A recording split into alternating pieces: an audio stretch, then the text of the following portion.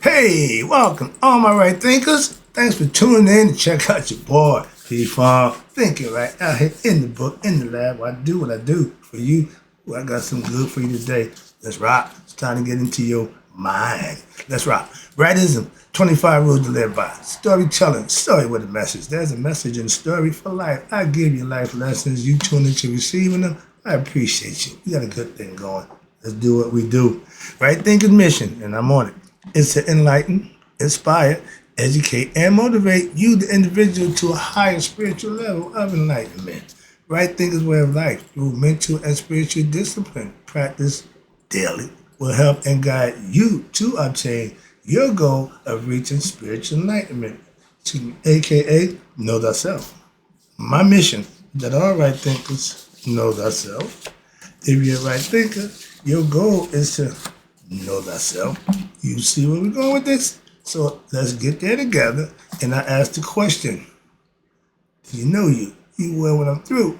That's the idea. But it's rhetorical. If you know how to answer for yourself, tune in. I can help you with that. Excuse me. That's what I do. A person who knows not and knows not that they know not is foolish. Disregard them. A person who knows not and knows that they know not is simple, but you can teach them. That's why I do what I do for you. I appreciate you too. Stay tuned. I got more for you. A person who knows not and believe and think that they know is dangerous. Avoid them. I do. A person who knows and knows not that they know is spiritually asleep. I can awaken them. I'm the spiritual alarm clock here to wake you up with knowledge of self. Yeah, that's what I do for you.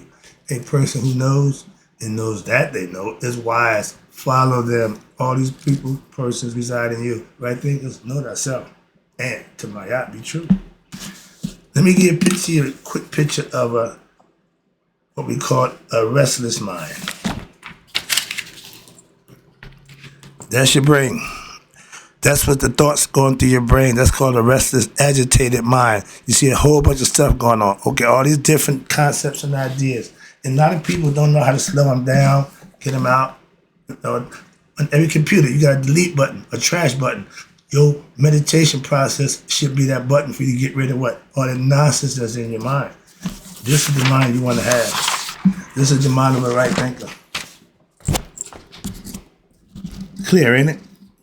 And this is another mind of an agitated thinker. See the difference? Get the concept? Okay, now let's get back to the lesson. I got those 3 states of mind. I'm going to take you through and break it down for you. Hopefully you get an understanding.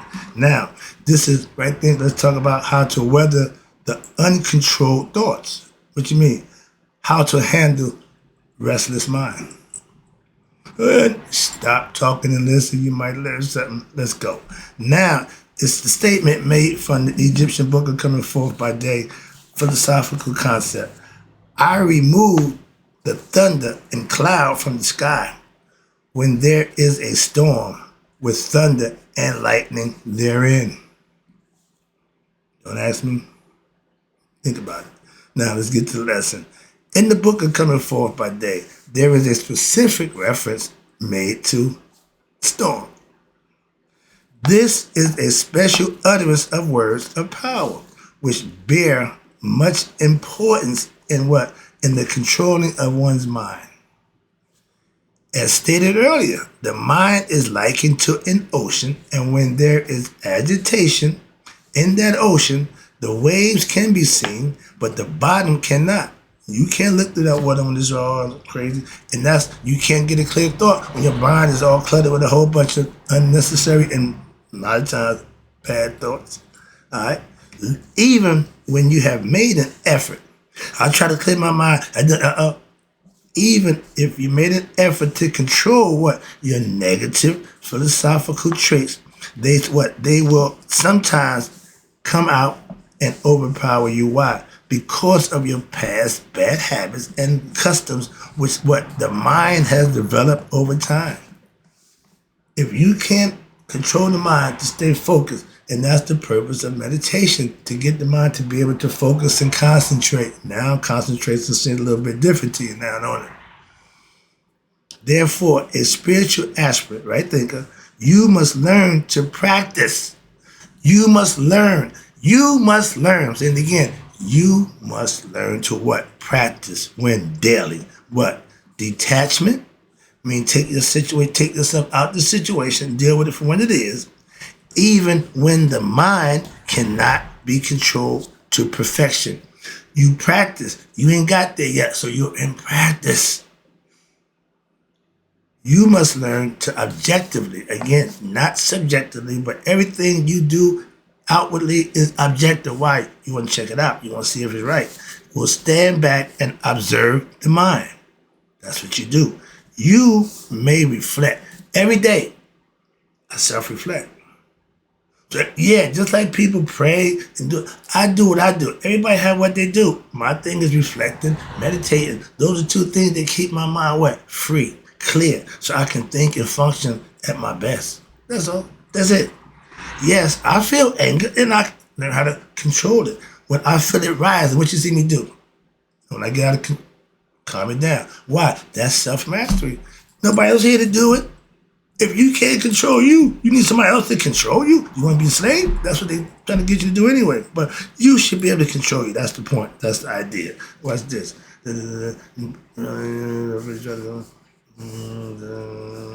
Okay, yeah. Yes, I feel anger rise and I take care of it within myself. I am taking note of how I am acting. Why? You're responsible. Do not develop anguish or regret over what you have done. If you don't think before you act, I'm guaranteeing you will have regret about that action. Why? After you do it, you're going to think, uh-oh, but you do what? You didn't think before you did it. You think after you did it. Scooby-Doo, roll. It's never good. Okay, so get used to thinking before you act. But you seek to understand what has happened. After the fact means nothing. That's Monday morning quarterbacking. But if you seek to understand what has happened so as to what? Remove the negative behavior. Learn from that bad decision. Learn from that bad action. Sometimes you can come back from it. Sometimes the price is a little steep. Understand that. So thank that what? Thank the self for what? Providing you with an opportunity to what? Bring out the negative. Why? Because it is this negative behavior and others like it which are obstructing your vision of yourself. You got a whole bunch of other stuff going on in your life. You can't focus on you. You should be number one focus, but you got a whole bunch of stuff going on and you're missing the boat, so to speak. But thus, watch this, just as the most powerful storms seem what? Hellish. And is what? The cause of a lot of what? Our sorrow and pain. But eventually what? Let my mom say, this too soon shall pass. It passes away. So too, that storm of what? Of mental agitation must be endured. If you put yourself in that predicament, you got to deal with it. You made that bed, you got to sleep in it. So that you're responsible for that. And it must be endured by you. And how you do it? With patience, faith, until what? You finally pass away. When it finally passes away, when what? That state of enlightenment has been attained. When you go through things, when you experience things, that's how you what? Become enlightened. You got to go through the storm, so to speak. Okay, you got to walk the walk, so to speak, to obtain what? Enlightenment. To learn. That's what enlightenment means. To know for yourself. There should be understanding for yourself as well as for and towards others. Again, how you treat people. Not all people get upset at the same time and about the same things. Sometimes people who are not upset look down on others, failing to realize what? That they too have been in times what? Emotionally distraught. Okay, freaking out because they emotionally got the best of them. Be it good, bad, or indifferent. You want to be able to control your emotions. If you practice dispassion, detachment from a situation, now your emotions can't get the best of you. Why? You're not emotionally tied to the situation. That's how. Simple. Judges can't come in there hoping. No, they got to just do their job. Simple. You should not allow yourself, right there, here you go. You should not allow yourself to become what? Conceited. When you see what? Others in their own distressful situation. Why? Because you have been in that position one time or another in the past. So don't knock it. If you understand it, you've been through it, you should, of all people, should be able to understand it.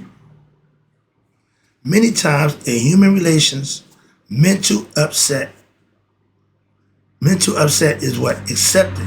Many times in humans, our relations, we think being mentally upset is accepted as normal behavior. Blowing off steam, wilding out, punching walls, and that, no, that's not acceptable in society, but y'all allow it. But however, what's this? How many times have you heard, oh, don't talk to him now? Or wait until he calms down. Good advice. Watch this. Or it's a good one. Wait until she comes to her senses. We know women emotional, and you can't deal with them in an emotional state. So you gotta what? Wait till they calm down and become what? Logical and reasonable again. That's what any human being who don't control their emotions. You ever seen somebody get mad? You gotta let them go. Why? They hell bent. So they don't have control over themselves. You can't stop them. So I don't try. I ain't got time for that. No, they ain't vented at me. I'll go and knock yourself out. If you come at me with that anger, I'm gonna return anger with anger. I ain't got time for that. I ain't gonna worry about what. No, my man, take that somewhere else. But then what happened? You can ask her permission. What? To go out. This is spoken about your mother. If moms is pissed off or irate about dad, whatever they going through, and you just a victim, collateral damage. No, you want to talk to her right now? Wow, because she's right now not a good time. We all been there, and that's the child with the parent.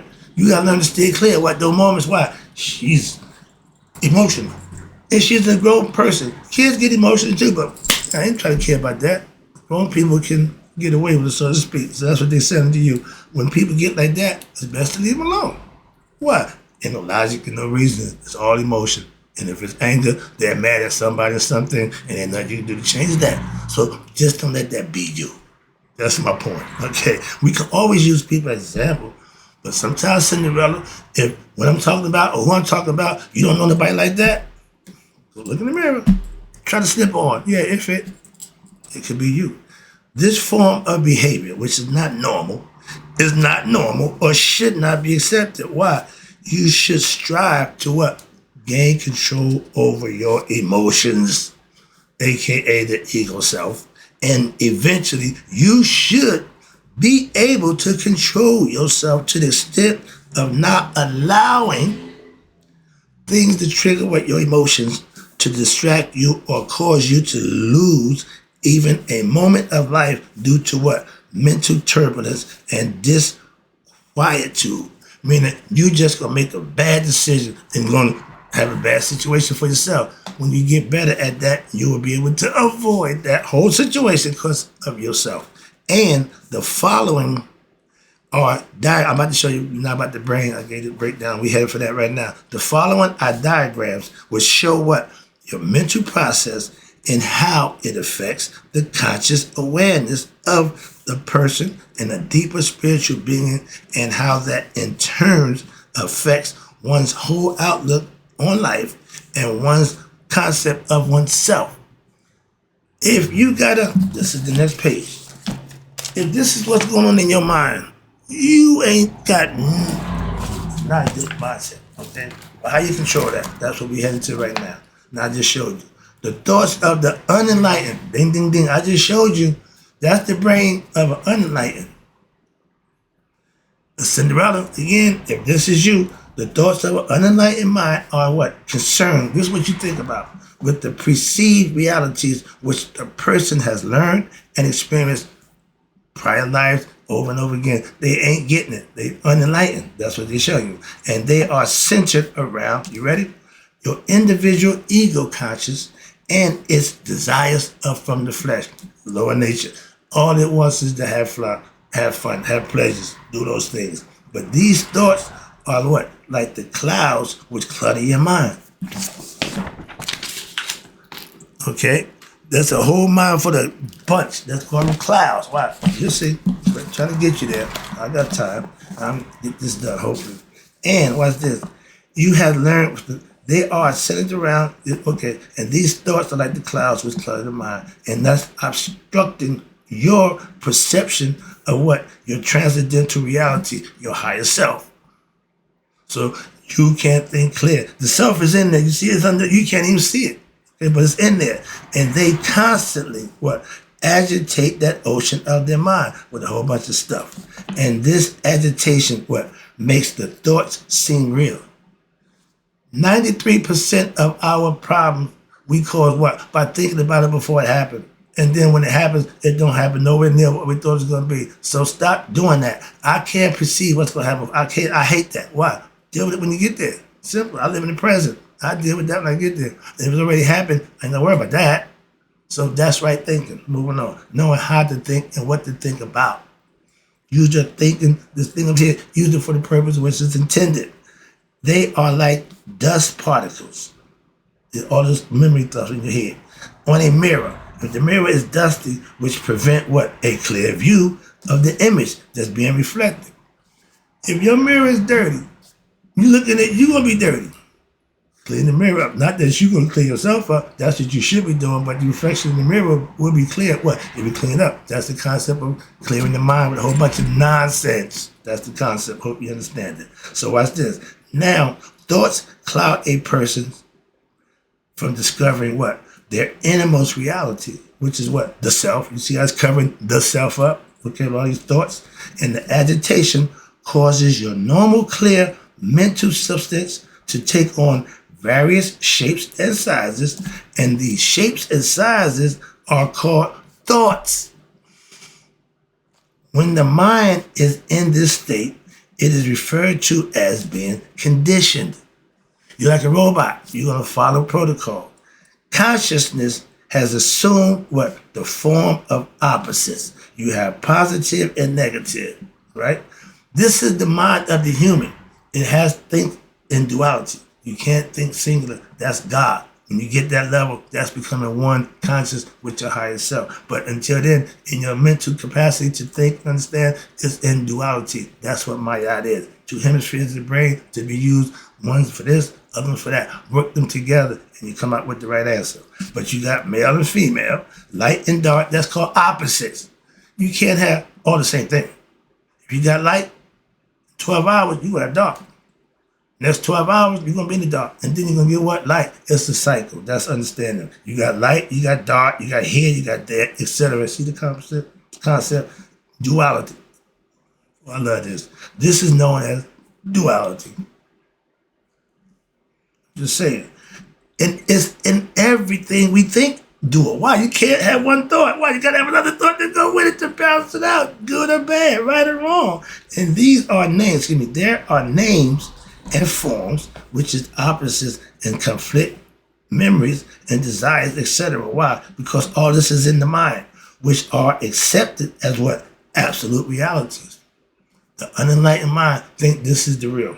Where there is conditioning now of the mental substance, there is time and space, or what they call relative awareness, being aware of right now, and composed of what? Desires of the flesh, ideas of an ego mind, and your past memories, your past, present, and future, etc. Everything is all mumble jumble. So there's no compartmentalizing, no understanding. So you really ain't getting the benefit of using your brain the way it's used like a computer. Too much drag, too much stuff weighs it down. It's the same concept. The computer's like the damn brain. Excuse me. And everything that you can do on a computer, you can do with your own brain. I'm not computer literate at all, but I can think. Moving on. And when there is conditioning, listen, where there is duality, there is always what? Limitations. Thank you. Because what? Our minds cannot hold all of what? Reality. Why? Because the universe and to view it in a conditioned form at once is impossible. They said we can't comprehend God's comprehension. Why? We are limited human beings. That's why. Computer, unless you're the master computer, you got a limit to what you can remember, what you can go into. That's us human beings. We have limitations. And this right here, I'm going to the next one. I see the clock. I'm going to stop it right here and start up with the next one. This is the right thinker's mind. See that? You see the self? Ain't nothing stopping you from seeing yourself, is it? When you know thyself, that's how your brain will be. That's how you will be free to what? Do whatever you think is best for you. That's right thinking. That's the lesson. Hope you enjoyed it. I'll be right back with more. It's all about meditation, and it's all about the mind. In closing, right thinkers, may y'all let it be 100. Me, 100 minus a day. So I never let my right thinkers pass